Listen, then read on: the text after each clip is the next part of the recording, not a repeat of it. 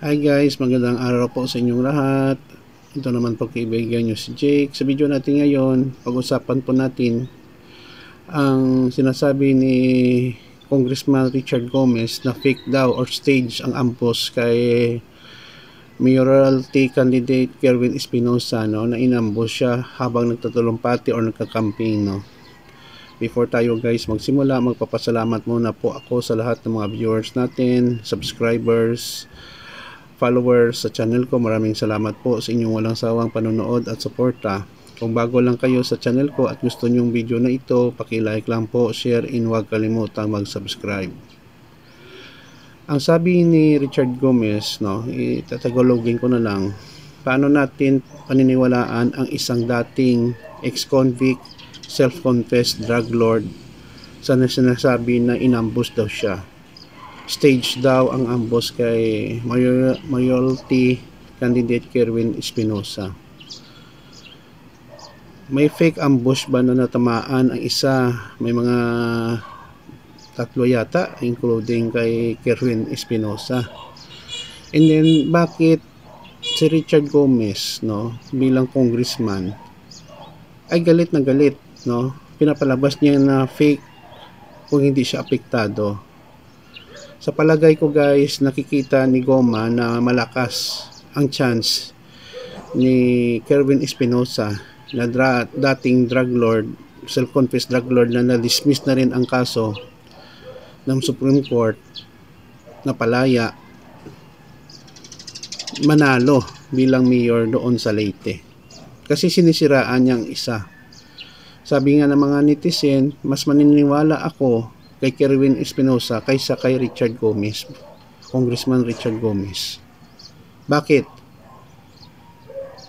Kasi si Kerwin Espinosa, kahit gano'n nangyari sa kanyang buhay, hindi niya tinago na dati siyang drug lord, nagbibinta ng drugs.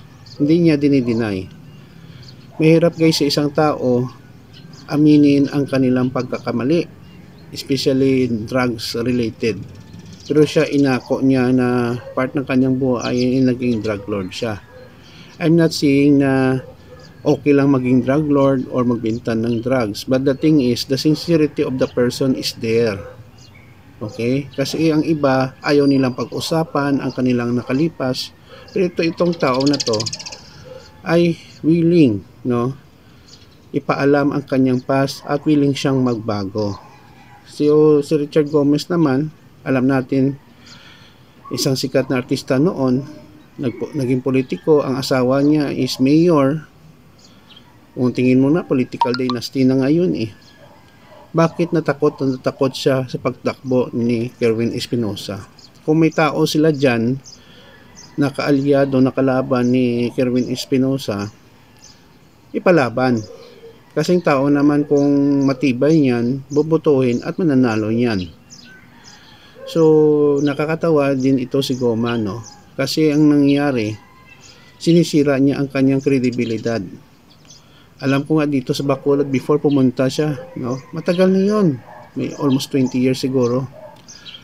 Nakita ko talaga, parang ayaw niya bumaba sa sakyan at mag-shake ng mga hands ng mga tao. Tumatakbo sa bilang senador. At nakita ko, hindi pa na-close ang door ng kanyang sasakyan, nang-alcohol na, wala pa yung COVID So nakita natin na to si Goma ay akala natin makamasa pero hindi pala eh. Oo. So natalo siya. Okay?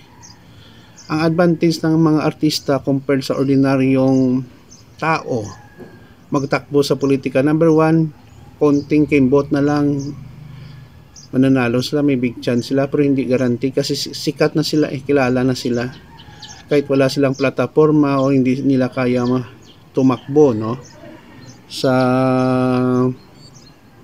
tumakbo bilang competent na politician. Hindi ko sinasabi na lahat ng artista hindi pwede maging politiko, pwede.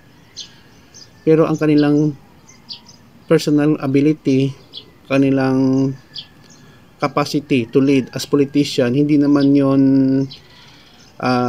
nangungulagagan nga kung artista ka, magaling ka na.